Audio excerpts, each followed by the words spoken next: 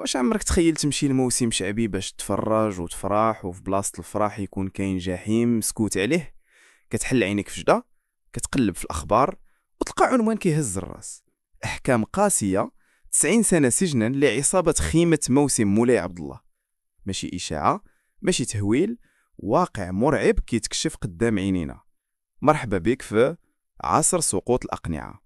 ولكن السؤال الكبير هو: واش فعلا العدالة بدات كتشد بزمام الأمور؟ ولا غير هاد القضية اللي خرجت للعلن والباقي باقي مخبي تحت الخيمة؟ القصة أكبر مما كتصور. خيمة موسمية، نشاط فني وترفيهي ظاهريا، وفي الخفاء شبكة إجرامية منظمة. استهداف قصير، استدراج، استغلال، وانتهاكات خطيرة هزات الضمير ديال المغاربة كاملين. وكتفجر الملف والمحكمة كتقول كلمتها: 6 المتهمين، كل واحد 15 سنة سجنا نافذا، المجموع 90 سنة وراء القضبان.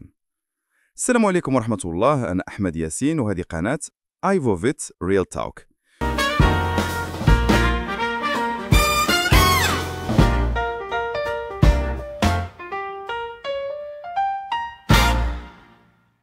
واليوم المغرب كامل كيهضر على هذه القضية اللي رجعت للنقاش واحد السؤال مخيف: واش الدراري ديالنا آمنين في المواسم والتجمعات الشعبية؟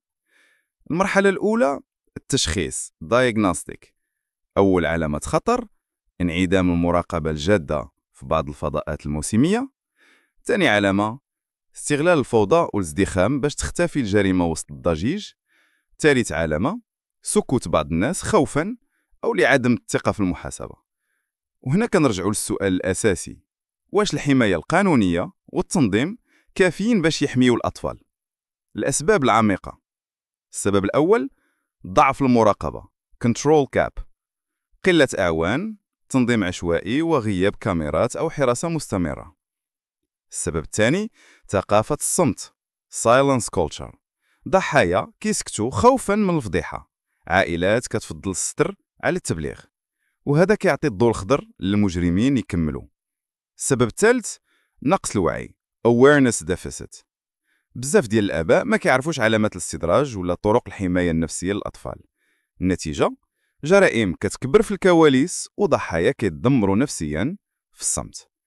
ولكن رغم هذه الصورة القاتمة كاين بصيص أمل.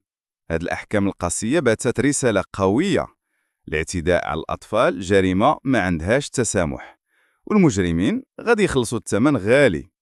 كاين ضغط المجتمع، وعي الناس كيكبر، وتعاون بين الصحافة والأمن والقضاء، حيث الطفولة خط أحمر، السلامة حق أساسي، والعدالة خاصها تكون السيف ما كيرحمش اللي كيعتدي على البراءة. وفي النهاية المعركة ما سالاتش باللي باغين يحولوا المواسم والفضاءات آمنة فعلا، واللي باغين يبقاو مستفدين من الفوضى والتسيب. والمغرب اليوم قدام امتحان واضح: إما يحمي أطفاله بقوانين صارمة ومراقبة حقيقية، أو يخلي الجرائم تكرر تحت غطاء الفرح الموسمي.